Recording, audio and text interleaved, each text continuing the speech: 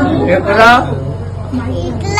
بسم ربک الذی خلق خلق الانسان من علق اقرا وربک اکرم الذی علم بالقلم علم الانسان ما لم يعلم. بس ماشاء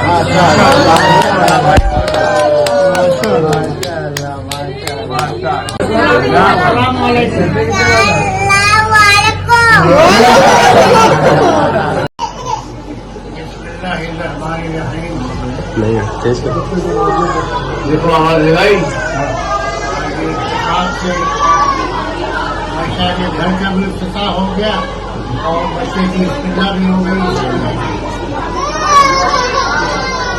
بچوں کے مقابلے بچوں کے تعلق بڑی مبارک تقریب ہے. اس کا لحاظ نہیں کیا جاتا ہے، اہتمام میں نہیں کرتے ہیں لوگ، لیکن یہ تقریب بہت مبارک ہے. یہ اس سے پہلے تقریب ہوتی جب ان کے کان میں اذان دی گئی تھی، ان کو خبر بھی نہیں تھی، اس کی بھی نہیں خبر رہے گی. ان کو سن لیں گے جیسے ہم نے سن رکھا ہے کہ ہماری بسم اللہ ہوئی تھی، ہم بیان کرتے ہیں. مولانا علی نے بسم اللہ کرائی اور اکثر ہم بڑے بڑے جلسوں میں کہتے تھے اس کو، تو مولانا پوچھتے تھے کہ تمہیں اپنی بسم اللہ یاد بھی ہے؟ اکثر پوچھتے تھے مولانا. بڑی مبارک تقریب ہے اور اس وقت صرف دعا کرنی چاہیے، کچھ بیان کرنے کی ضرورت نہیں ہے. صرف بیان کرنا چاہیے کہ اس بچے کی بسم اللہ ہوئی ہے، جس طرح انہوں نے پڑھا، گھر کا ماحول ہے، دادا اور پردادا کی برکت ہے، اپنے خاندان کے بزرگوں کی برکت ہے اور رحمت ہے اللہ تعالیٰ کی.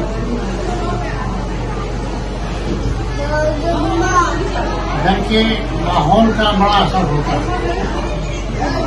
ہم اکثر اس پر غور کرتے ہیں. جب یہی آیت پہلی نازل ہوئی تھی اللہ کے رسول پر، حضرت جبریل لے کے آئے تھے اس آیت کو، تو غار حرا سے اتر کے اللہ کے رسول سیدھے گھر تشریف لائے تھے. اور اسی دن یہ طے ہو گئی تھی بات کہ دین کا فروغ ہمیشہ گھر سے ہوگا.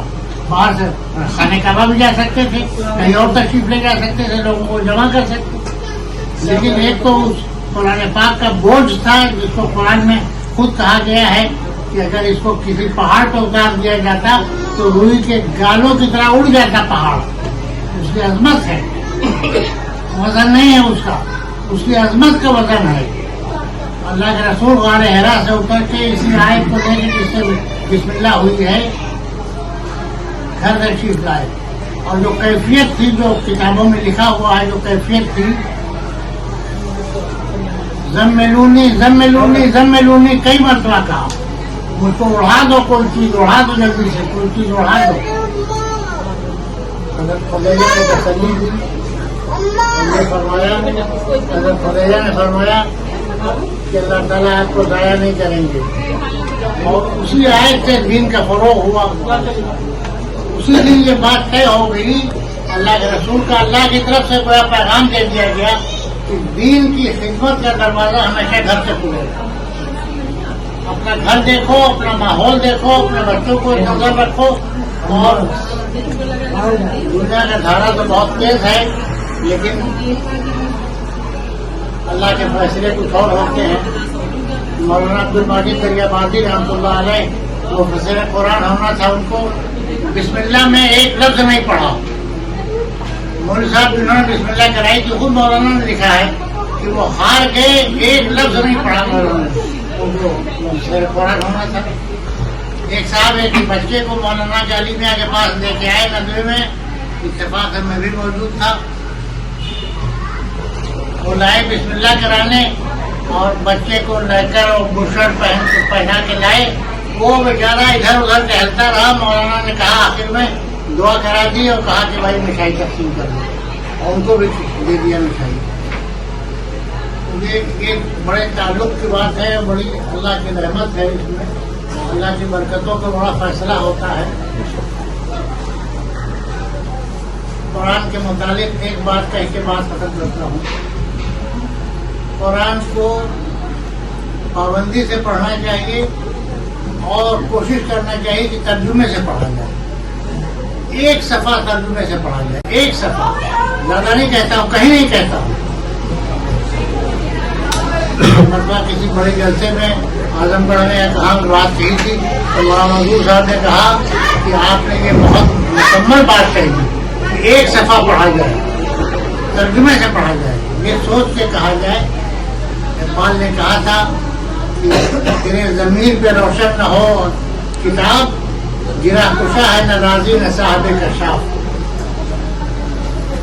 دیکھو تو قرآن میں کہ اللہ نے کیا کہا ہے. بھائی اللہ تو براہ راست گفتگو کرنا چاہتا ہے اپنے بندوں سے. اس کو دیکھنا چاہیے, سوچنا چاہیے کہ اللہ نے کیا فرمایا ہے, کیا گفتگو ہو رہی ہے, کیسے ہو رہی ہے.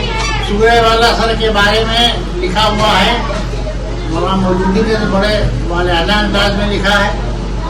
مولانا آزاد نے بھی سورہ والا سر جب نازل ہوئی, اللہ کے رسول نے صحابہ کرام کے سامنے دہرایا اس آیت کو, تو یہ مزاج بنایا تھا اللہ کے رسول نے اپنے صحابہ کرام کا کہ جب دو صحابی ملتے تھے تو دونوں جب تک ایک دوسرے کو سورہ والا سر نہیں سنا دیتے تھے الگ نہیں ہوتے تھے.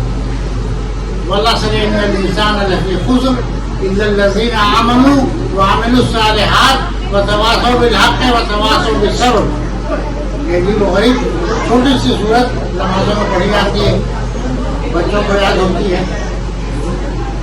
انسان گھاٹے اور خسارے میں ہے. کون کہہ رہا ہے؟ جس نے اس کائنات کو بنایا ہے, جس نے قرآن کو نازل کیا ہے, وہ خود کہہ رہا ہے کہ انسان گھاٹے اور خسارے میں ہے. چاہے جتنی دنیا کی ترقی کر لے آدمی, لیکن دینی اعتبار سے وہ گھاٹے اور خسارے میں ہے. اس لیے کہ سوائے ان لوگوں کے الذین آمنوا وعملوا الصالحات جو ایمان لائے اور نیک عمل کیا. عجیب مزاج بن گیا تھا, لوگ عجیب ماحول بن گیا تھا. جب یہ سورت ایک دوسرے کو سنا لیتے تھے تب الگ ہوتے تھے. جو بسم اللہ کی تکلیف ہوئی ہے, اللہ تعالیٰ تعلق سے اس گھر کو بھی برکت بنائے, مالا مال کریں بابرکت طریقے سے, اپنی رحمتوں کا نزول فرمائیں اور بچے کو علم نافع عطا فرمائے. اللہم صلی علی سیدنا مولانا محمد وبارک وسلم. ربنا تقبل منا انک انت السمیع العلیم.